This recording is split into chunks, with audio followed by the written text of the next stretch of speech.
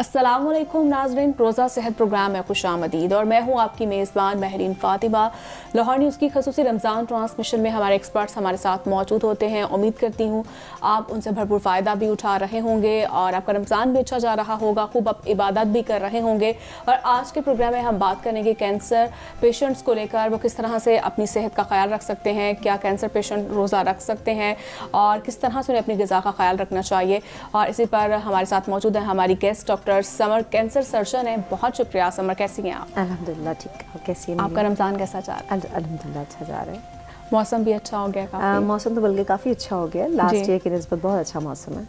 तो वर्चुअली वैसे रोज़े का पता नहीं चलता, रूटीन भी बिजी है और जल्दी रोज़ा अफ्तार जी बिल्कुल। आज के प्रोग्राम में हम बात करेंगे कैंसर पेशेंट को लेकर, उन्हें किस तरह से अपने खुराक का ख्याल रखना चाहिए। और पहला सवाल जो होता है अमूमन, कैंसर पेशेंट को क्या रोज़ा रखना चाहिए? पेशेंट की जनरल हेल्थ पर डिपेंड करता है जी। अगर तो पेशेंट जनरली हेल्दी है, क़ुव्वत मुदाफ़ियत अच्छी है और कोई एज सच कोई कोमॉर्बिडिटी यानी कि डायबिटीज़, हाइपरटेंशन और कोई मसला नहीं है, तो हाँ जी आप रोज़ा रख सकते हैं। वो मसला नहीं करेगा आपको, तो पेशेंट ठीक रहेगा, बल्कि ज़्यादा हेल्दी रहेंगे। लेकिन उसके लिए ज़रूरी है कि पेशेंट सहरी और अफ्तार में अपनी हेल्दी डाइट रखें। जी। और वो हेल्दी डाइट क्या होनी चाहिए? जी, वो उनको चाहिए कि हाई प्रोटीन डाइट लें, हाई फाइबर डाइट लें, यानी कि प्रोटीन्स में वो फिश ले सकते हैं, चिकन ले सकते हैं, छोटा गोश्त ले सकते हैं, बड़ा गोश्त हम ज़रा अवॉइड करवाते हैं पेशेंट को।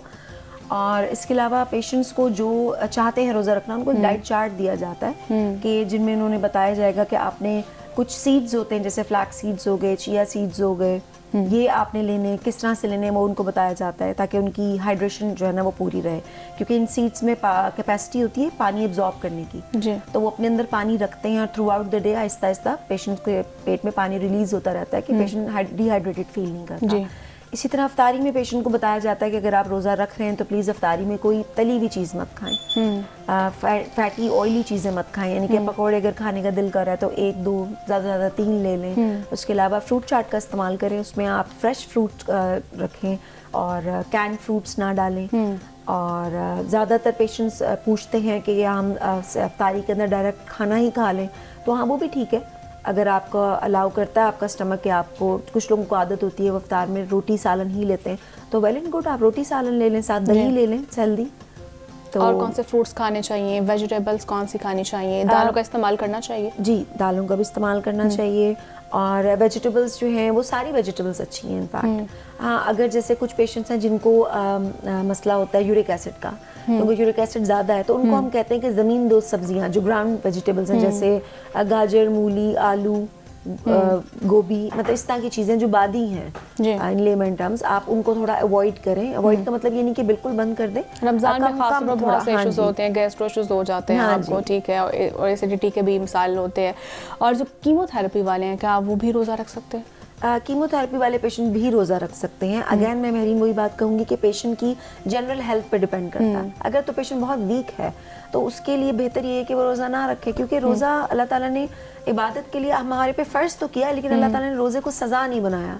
तो हमें भी अपने ऊपर उसको सज़ा नहीं बनाना चाहिए कि अगर पेशेंट की जनरल हेल्थ इजाज़त नहीं दे रही कि पेशेंट फास्टिंग करे, क्योंकि कमज़ोरी हो जाती है। इतनी हिम्मत होती है वैसे कैंसर पेशेंट्स में? वही वाली बात मैं कहूँगी, दैट डिपेंड्स कि उनकी अगर सर्जरी हो गई है तो वो कितना अच्छा रिकवर कर गए, और अगर अभी सर्जरी होनी है तो अभी उनकी जो करंट कंडीशन है, जनरल हेल्थ है, वो कैसी है। तो रोज़ा रखना या ना रखना वो टोटली आपकी जनरल हेल्थ पर डिपेंड करता है। अगर आप हेल्दी हैं तो फिर आप ज़रूर रोज़ा रखें, लेकिन अगर आपको चक्कर आते हैं, यू फील वीक, आपको नौजिया होता है, या अगर आप रोज़ा रखने के 3-4 घंटे तक ही आपको फील होने लगे कि आपके एनर्जी लेवल 0 हो चुके हैं, सो दिस मीन्स आप रोज़े रखना कंटिन्यू नहीं कर सकते, वो आपके लिए हेल्दी नहीं है। जी। और इसके साथ साथ जो आप क्या देखती हैं कि जो कैंसर पेशेंट हैं उनमें आपको पता पानी की मिकदार उनकी बॉडी में ज़्यादा होती है, तो क्या उन्हें भी डिहाइड्रेशन हो जाती है? देखिए, जो उनमें पानी की मिकदार ज़्यादा होती है, नॉट एवरी कैंसर पेशेंट, कुछ कैंसर पेशेंट्स में हो जाती है, पेट में पानी भर जाता है, वो थर्ड स्पेस लॉस है, यानी कि वो पानी उनके किसी काम का नहीं है। वो बजाय इसके कि जो उनके सेल्स के अंदर पानी रहना चाहिए, वो अंदर उनकी बॉडी के अंदर जो स्पेस है उसमें आके वेस्ट हो रहा है। सो दे नीड वाटर, लेकिन एक लिमिटेड क्वांटिटी में उनको पानी चाहिए होता है। उन्हें पानी चाहिए होता है? हाँ, चाहिए होता है, लेकिन एक लिमिटेड क्वांटिटी में। जैसे हम हेल्दी लोग हैं, हमें 8 से 10 ग्लास पानी चाहिए, तो जो इस तरह के पेशेंट्स हैं जिनके अंदर थर्ड स्पेस लॉस है, पेट के अंदर पानी जमा हो रहा है या फेफड़ों में पानी जमा हो रहा है, तो उनको 8 से 10 ग्लास नहीं चाहिए, उनको 5 से 6 इससे ज़्यादा ग्लास पानी नहीं चाहिए होगा। जी। और अगर कैंसर की बात की जाए तो कौन सा आप देखते हैं कि बहुत ज़्यादा जो है वो ख़तरनाक होता है, ख़ासतौर पर जो ब्रेस्ट जो ख़वातीन होती हैं जिन्हें ब्रेस्ट कैंसर होता है, तो क्या वो रोज़ा रख सकती हैं? वो किस तरह से अपने आप को कैरी कर सकती हैं, अपनी सेहत का कैसा ख्याल रख सकती हैं वो? सारे कैंसर पेशेंट्स के लिए रूल वही अप्लाई होता है मेरी, अगर उनकी जनरल हेल्थ इजाज़त देती है तो वो ज़रूर रोज़ा रखें। ब्रेस्ट कैंसर की पेशेंट्स भी रोज़ा रख सकती हैं अगर उनकी हेल्थ उनको इजाज़त देती है। उनको अपनी डाइट का उसी तरह ख्याल रखना चाहिए, चाहे सर्जरी से पहले या सर्जरी के बाद। इन सारे पेशेंट्स को हाई प्रोटीन डाइट चाहिए, इनको विटामिन सी चाहिए, इनको जिंक चाहिए। सर्जरी की बात की जाए तो क्या कॉम्प्लिकेशंस पैदा होती हैं बॉडी में, आपको क्या किस तरह से सर्वाइव कर पाते हैं? अगर देखिए कुछ पेशेंट्स ऐसे होते हैं जो सर्जरी के बाद भी रोज़ा रखने के लिए एडामेंट होते हैं कि जी हमने रोज़ा रखना ही रखना है। उसमें पेशेंट्स को कॉम्प्लिकेशंस ये होंगी, patient will feel weak, dehydration हो जाएगी, चक्कर आएंगे, गिर सकते हैं, कोई चोट लग सकती है, ठीक है, और भूखा रहने से मैदे में जख्म बन सकते हैं। तो ये सारी चीज़ें हैं, इनको अवॉइड करना चाहिए। तो अगर आप पोस्ट सर्जरी हैं तो अपनी डाइट का थोड़ा ख्याल रखें, 3-4 दिन में अपने आप को थोड़ा सा रिकवर करें, अंदर एक रोज़ा रख के देखें क्या फर्दर कंटिन्यू कर सकते हैं तो रखें, आगे भी रोज़े रखें, कोई इशू नहीं होगा। लेकिन diet is of utmost important. लेकिन क्या कॉम्प्लिकेशंस क्या पैदा हो जाती हैं इंसान में? सबसे ज़्यादा तो डिहाइड्रेशन है ना, डिहाइड्रेशन है, उसके अलावा आपका जख्म खराब हो सकता है अगर सर्जरी के बाद है तो सेप्सिस हो सकता है, टाइम तो लगता है। हाँ जी, एग्जैक्टली। तो उसके लिए आपको खुराक चाहिए अच्छी जो आपको इन चीज़ों से बचाएगी। ऑब्वियसली आप एंटीबायोटिक तो ले रहे हैं कवर के लिए, लेकिन आपको हीलिंग के लिए हेल्प करेगा vitamin C, zinc, vitamin E, ये आपको बेसिकली हीलिंग के लिए हेल्प करेंगे। और ये सारे विटामिन जो है वो वाफिर मकदार में जो हमारे जनरल फ्रूट्स हैं मार्केट में रेडली अवेलेबल हैं, जो वेजिटेबल्स हैं, सारी सब्जियां, उनके अंदर हैं ये बहुत अच्छे विटामिन्स हैं और ये आपको आम ग़िज़ा से मिल जाते हैं। जी। तो अपनी डाइट उस हिसाब से रखें, मुतवाज़न ग़िज़ा रखेंगे, सारे मल्टीविटामिन, सारे मिनरल्स आपको मिले, आप जल्दी हील करेंगे। और आपके पास तो बहुत से पेशेंट्स आते होंगे कैंसर के, अगर जब डायग्नोज होता है तो मैक्सिमम कितना आप देखते हैं कि उनको टाइम जो है वो रिक्वायर्ड होता है, वो रिकवर कर जाते हैं? दैट डिपेंड्स उनका वो किस स्टेज पे मेरे पास आए हैं। कैंसर की डिफरेंट स्टेजेस हैं। अगर तो अर्ली डायग्नोज हो जाए तो पेशेंट रिकवर बहुत जल्दी कर जाता है क्योंकि कैंसर उस जगह तक ही महदूद होता है, ना स्किन में आया होता है, कहीं भी नहीं, और उसका साइज भी छोटा होता है, उसको निकालना भी आसान होता है, उसकी कंपैरेटिवली सर्जरी का ड्यूरेशन भी कम होता है, इनफैक्ट जो इंसिजन हम देते हैं वो भी छोटा होता है, तो रिकवरी जल्दी हो जाती है। जिस तरह आप उसको लेट करते जाएंगे उसी तरह आपकी रिकवरी स्लो होती जाएगी। ऐसा नहीं है कि रिकवरी नहीं होती, लेकिन रिकवरी स्लो हो जाती है। उसमें फिर पेशेंट को हमें सप्लीमेंट्स देने पड़ते हैं कि आप अगर डाइट के साथ ले भी रहे हैं तो नहीं, आप ये टैबलेट लें, इसमें ये ज़्यादा है, ये वाली टैबलेट में लें, इसमें ये ज़्यादा है। डाइट में हम उनको बाज़ दफ़ा पेशेंट्स को हम आर्टिफिशियल डाइट जैसे कह लें या आप कह लें न्यूट्रिशनल सप्लीमेंट्स दे देते हैं कि आप ये लें क्योंकि आप ऑलरेडी बहुत वीक थे, अब सर्जरी के बाद और वीक ना हो जाए, सो आपका प्रोटीन ब्रेक डाउन हो जाएगा, so you take this protein milk या प्रोटीन शेक, हम उनको बताते हैं कि इस तरह लेना आपने। तो और कुछ पेशेंट हैं जिस तरह से आप बता रही हैं पोस्ट सर्जरी के बाद उन्हें साइकोलॉजिकल प्रॉब्लम्स भी होती हैं, तो उनको फिर कैसे वो रिकवर करते हैं? साइकोलॉजिकल प्रॉब्लम्स को बेहतर करने में सबसे ज़्यादा फैमिली का हाथ होता है। आपके family and friends they play a very major role in recovering the patient. कि पेशेंट ऑलरेडी उसको बेसिकली ना उसका मोरल हाई करने की जरूरत होती है, आपको पेशेंट को इमोशनल सपोर्ट की जरूरत होती है। पेशेंट को आपने बताना है कि वो अकेले नहीं है। उसके अलावा जो पेशेंट, ये तो एक होगी आपको जो घर से हेल्प मिल रही है, फ्रेंड से हेल्प मिल रही है, अगर उससे भी पेशेंट रिकवर नहीं करता, मतलब उससे कोई इंप्रूवमेंट नहीं आ रही, तो what we can do is कि हम पेशेंट को साइकोलॉजिकल सपोर्ट ऑफर करते हैं कि हम साइकोलॉजिस्ट के पास भेजते हैं पेशेंट को कि उसमें होता है कि एक ग्रुप सपोर्ट होती है। उन्हीं की तरह के मजीद कैंसर पेशेंट्स होंगे 5 या 6 या 9 जितने भी पेशेंट होंगे, वो बैठे होंगे, वो अपने अपने एक्सपीरियंसेस, अपने अपने जो उन्होंने फीलिंग्स और अपने सिम्टम्स और उनकी जो हार्डशिप्स थी वो सारे वन बाय वन शेयर करते हैं। तो उससे ये होता है कि पेशेंट डजंट फील अलोन, उनको ये नहीं लगता कि हमारे साथ ये सब कुछ हुआ है। सो उनको थोड़ी तसल्ली होती है कि हमारे अलावा भी कुछ लोग हैं जो इस चीज़ से गुजरे हैं और वो इस चीज़ को क्रॉस करके यहाँ तक पहुँच गए। सो दिस मीन्स कि मैं भी कर सकता हूँ या कर सकती हूँ, तो पेशेंट को थोड़ी हिम्मत आती है। यानी फैमिली की जो सपोर्ट है वो बहुत ज़्यादा ज़रूरी होती है, क्योंकि आपको पता है एंजाइटी बहुत होती है और खौफ सबसे बड़ा जो होता है, खौफ की इलामत पाई जाती है जो कैंसर पेशेंट्स होते हैं। एक रिसर्च के मुताबिक ये भी बताया जाता है कि वो बहुत ज़्यादा खौफ, यानी आपको पता है नॉर्मली यही कहा जाता है बहुत हार्मफुल है। एग्जैक्टली, कैंसर का वर्ड ही ऐसा कि पेशेंट, अगर डॉक्टर पेशेंट को कह दे कि जी आपको कैंसर है, तो पेशेंट को लगता है मेरी जिंदगी खत्म हो गई है। जी, मतलब this is the end of life, अब आगे कुछ नहीं है। So no doubt you right, ऐसे पेशेंट्स को साइकोलॉजिकल ट्रॉमा सबसे ज्यादा होता है, स्ट्रेस बहुत ज्यादा होता है उन्हें, वो बज़ाहिर खुश लग रहे होते हैं बट दे नॉट, वो अंदर से परेशान होते हैं। क्या फिर प्रॉपर उनकी थेरेपी करवाई जाती है उनकी? Only a few patient needs therapy, जिनको पहले से थोड़ा सा असाब का प्रॉब्लम होता है, यानी कि जो पहले से थोड़े से स्ट्रेस या डिप्रेशन का शिकार होते हैं, उन पेशेंट्स को थेरेपी की जरूरत पड़ती है। लेकिन मैंने ये देखा है कि जो फैमिली होती है देयर क्वाइट सपोर्टिव, ज्यादातर फैमिली मेंबर्स ही अपने रिलेटिव को जिनको कैंसर होता है उसको उस चीज से बाहर ले आते हैं, so which is a very good thing.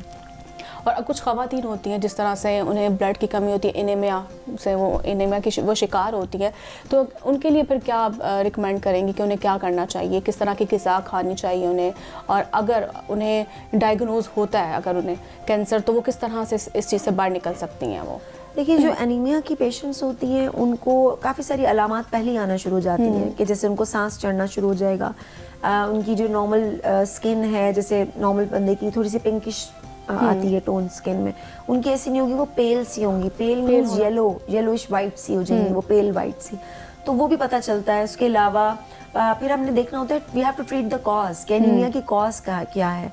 अगर पेशेंट मेरे पास आए और उसको कैंसर है, मुझे पता है इस पेशेंट को कैंसर है, सो मैं उनका एक ब्लड टेस्ट करवाती हूँ नेचुरली, मतलब आपने सर्जरी से पहले करवाने हैं ब्लड टेस्ट, ठीक है, उसमें एक कंप्लीट ब्लड काउंट एक टेस्ट है जिसमें आपको हीमोग्लोबिन पता चल जाता है और रेड ब्लड सेल्स की मैच्योरिटी पता चल जाती है, उनका और पैरामीटर्स पता चल जाते हैं।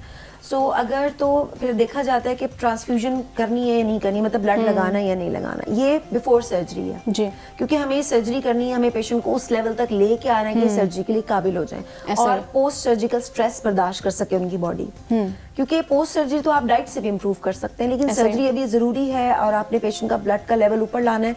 सो ट्रांसफ्यूजन यूजुअली की जाती है, फ्रेश ब्लड किसी रिलेटिव का ही आप फ्रेश ब्लीड करा के क्रॉस मैच करा के उसको ट्रांसफ्यूज करते हैं, देन सर्जरी, और उसके बाद पेशेंट को पोस्ट ऑपरेटिवली बहुत कम ट्रांसफ्यूजन ऑफर की जाती हैं।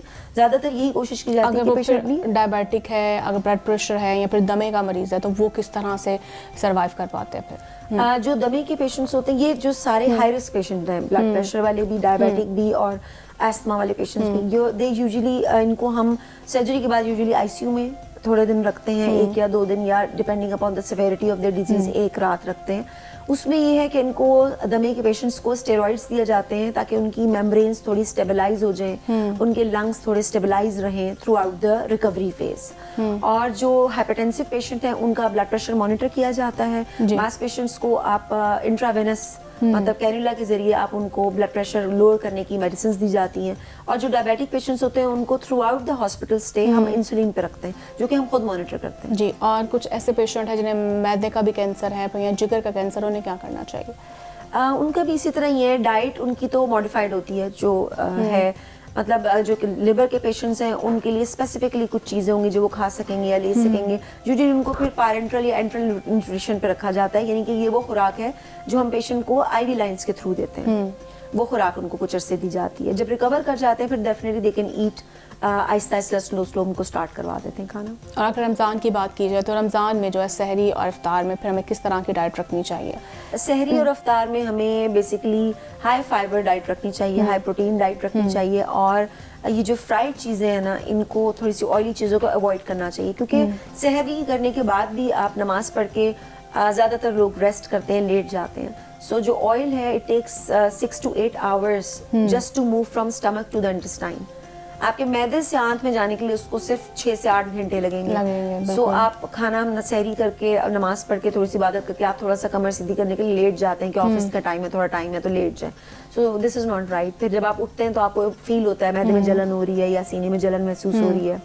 और इसी तरह अफ्तारी में भी जो कोशिश करें कि कम से कम फ्राइड चीजें लें, आप हेल्दी फूड ज्यादा रखें। और आपको पता है डिहाइड्रेशन बहुत हो जाती है, फिर बॉडी को डिहाइड्रेट करने के लिए हमें कौन से मशरूबात जो है हमें इस्तेमाल करना चाहिए? प्लेन वाटर वैसे तो सबसे अच्छा है, लेकिन अगर आपने कुछ मीठा लेना ही है तो उसमें मीठा थोड़ा कम रखें और सॉल्ट की भी क्वांटिटी रखें उसमें, ताकि आपकी जो नमकियात की कमी हो जाती है रोजे के दौरान वो पूरी हो जाए।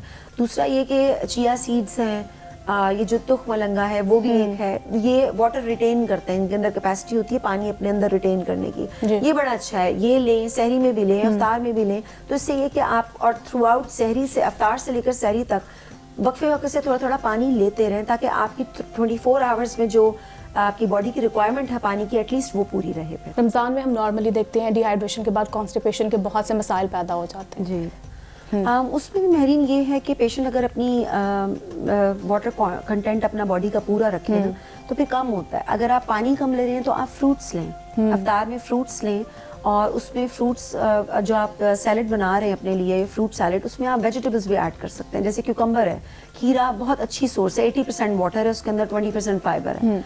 और उसके अलावा जितने भी फ्रूट्स हैं they are rich in juices, vitamin C है, जूस आपको पानी ही दे रहा है बॉडी में, सीजन भी है। हाँ जी। किनोआ, और जैसे मैंने पहले भी कहा था कि अफ्तार से लेकर सहरी तक आप ब्रेक कर करके पानी पी सकते हैं। और कोशिश करें कि रात के टाइम आप जो आपने रात को अगर डिनर करना है तो उसमें आप सब्जी कोई खाएं ताकि और साथ रोटी खाएं ताकि आपकी बॉडी में fibre and water equal content मौजूद हो। और ऑयली चीजों से थोड़ा परहेज करें ताकि कॉन्स्टिपेशन कितना जरूरी है, खाना चाहिए रेड मीट हमें, लेकिन जिसमें आप छोटा गोश्त ज्यादा बेहतर है बड़े गोश्त की निस्बत, वो डाइजेस्ट जल्दी हो जाता है छोटा गोश्त। अब रमजान में अगर आप बड़ा गोश्त, जैसे लोग अक्सर निहारियां खा लेते हैं सहरी में, तो वो उनको नो डाउट उनको उस टाइम तो बहुत अच्छा लगता है, लेकिन वो जैसे जैसे दिन गुजरता है उनके लिए वो दिन गुजारना मुश्किल हो जाता है। और फिर अफ्तारी के टाइम तक वो भरा भरा फील करते हैं, फिर आप अफ्तारी में और मजीद ऑयली चीजें खा लेते हैं। सो बेसिकली आप अपने आप को डिहाइड्रेट कर रहे हैं। दूध का इस्तेमाल करना चाहिए अगर कॉन्स्टिपेशन हो जाती है तो? कॉन्स्टिपेशन में दूध ले सकते हैं। ये एक मिथ है कि दूध लेने से कॉन्स्टिपेशन बढ़ती है, ऐसा नहीं है।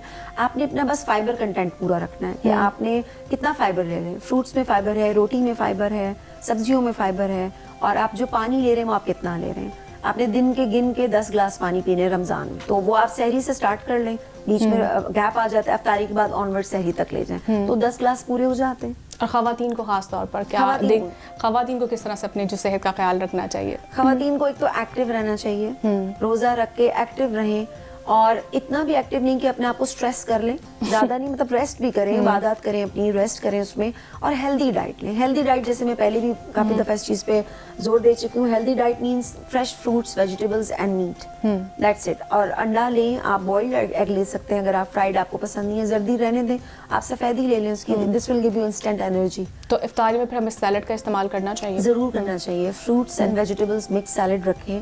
और पकोड़े जैसे हम बनाते हैं तो उसमें हल्का बेसन रखें, और उसके अलावा वेजिटेबल के जैसे गोभी के पकोड़े हो गए, बैंगन के पकोड़े हो गए, ये हो गए। अब तो एयर फ्रायर्स हैं, वो आपको फ्राई नहीं करना पड़ता, वो हॉट एयर से उसको बना देता है, तो एक तरीका ये भी है। लेकिन कैलोरीज तो उतनी होती है ना उसमें। एग्जैक्टली, वो तो ऑयल कम होता है ना, एग्जैक्टली। तो हमें बेसिकली फ्राइड चीजें नहीं चाहिए, तो अगर फ्राइड नहीं चाहिए तो आप उस तरह से उसको कर लें। एक्सरसाइज आप क्या समझती हैं कितनी जरूरी है हेल्दी लाइफ के लिए? एक्सरसाइज बहुत जरूरी है हेल्दी लाइफ के लिए। डेली एटलीस्ट 30 मिनट्स एक्सरसाइज करनी चाहिए, या आप मॉडरेट वॉक कर लें।